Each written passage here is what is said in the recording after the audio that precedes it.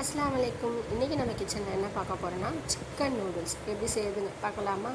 அதுக்கு தேவையான பொருள் வந்து கோஸு, பீன்ஸ், கேரட் இது மூணு நான் கட் பண்ணி வச்சுருக்கேன். நூடுல்ஸ் இப்போ நம்ம வேக வச்சு எடுத்துக்கலாம். ஒரு பாத்திரத்தில் தேவையான அளவுக்கு நூடுல்ஸ் மூழ்கிற அளவுக்கு தண்ணி ஊற்றி நூடுல்ஸ் ஒட்டாமறதுக்காக ஒரு ஸ்பூன் ஆயில் மட்டும் சேர்த்துக்கோங்க. தேவையான அளவுக்கு உப்பு சேர்த்துக்கிட்டேன். இப்போ அந்த நூடுல்ஸை நல்லா வேக வச்சு எடுத்துக்க போகிறோம்.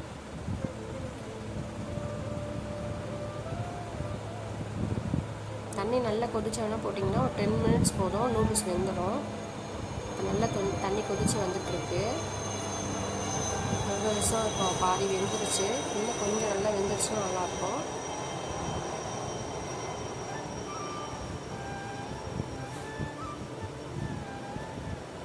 இப்போ பார்த்தீங்கன்னா தெரியும், நூடுல்ஸ் நல்லா வெந்து வந்துட்டுருக்கு.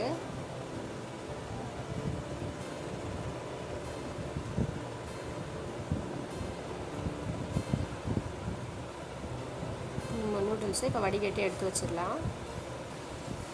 சிக்கன் நூடுல்ஸ் செய்ய போகிறேன்னு சொன்னீங்க, அதனால் சிக்கன் 65 செய்யறதுக்கு சிக்கனை வந்து வாஷ் பண்ணி வச்சுக்கிட்டேன். இஞ்சி பூண்டு பேஸ்ட் ஒரு ஸ்பூன் போட்டுக்கிட்டேன். தயிர் கொஞ்சம் ஆட் பண்ணிக்கலாம்.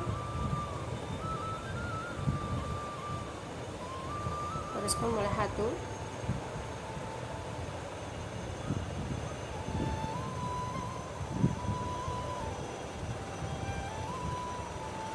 கிறிஸ்பியாக வரத்துக்கு வந்து ஒரு ஸ்பூன் நான் வந்து கார்ன்ஃப்ளவர் ஆட் பண்ணலான் இருக்கேன். ஒரு ஸ்பூன் கார்ன்ஃப்ளவர் ஆட் பண்ணிக்கிட்டேன். தேவையான அளவுக்கு உப்பு சேர்த்துக்கலாம்.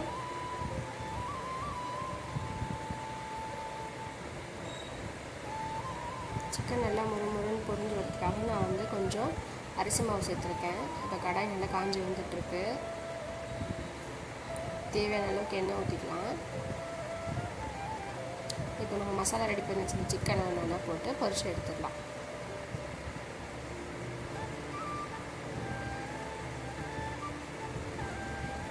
சிக்கன் நல்லா வெந்து வந்துட்டுருக்கு பாருங்கள். இந்த ஸ்டேஜில் இப்போ எடுத்துடலாம். இப்போ நம்ம நூடுல்ஸ் செய்யலாம். இது கடாயில் தேவையான அளவுக்கு எண்ணெய் ஊற்றிக்கிட்டேன். நம்ம ஆல்ரெடி கட் பண்ணி வச்சோம் இல்லையா, பச்சை மிளகாய், பீன்ஸ், கோஸ் சேர்த்து நல்லா வதக்கிக்கலாம்.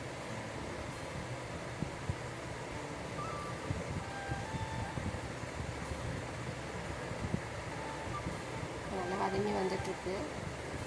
ஆப்ஷனல், நீங்கள் முட்டை வேணும்னா கூட சேர்த்துக்கலாம். நான் இன்றைக்கி முட்டை சேர்க்கலை, வெறும் சிக்கன் மட்டும் தான் சேர்க்க போகிறேன். இப்போ நூடுல்ஸையும் போட்டு நம்ம கிண்டிக்கலாம் நல்லா.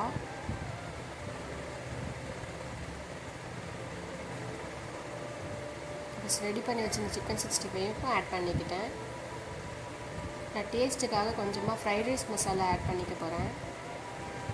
நீங்கள் வேணும்னா ஆட் பண்ணிக்கோங்க, இல்லைன்னா ஆப்ஷனல் தான். சோயா சாஸ் 2 மூடி வந்து ஊற்றிக்கிட்டேன். தேவையான அளவுக்கு கொத்தமல்லி போட்டு இறக்கிடலாம். நல்லா எம்மி சிக்கன் நூடுல்ஸ் ரெடி ஆகிடுச்சு. இதே மாதிரி நீங்களும் ட்ரை பண்ணி பாருங்கள்.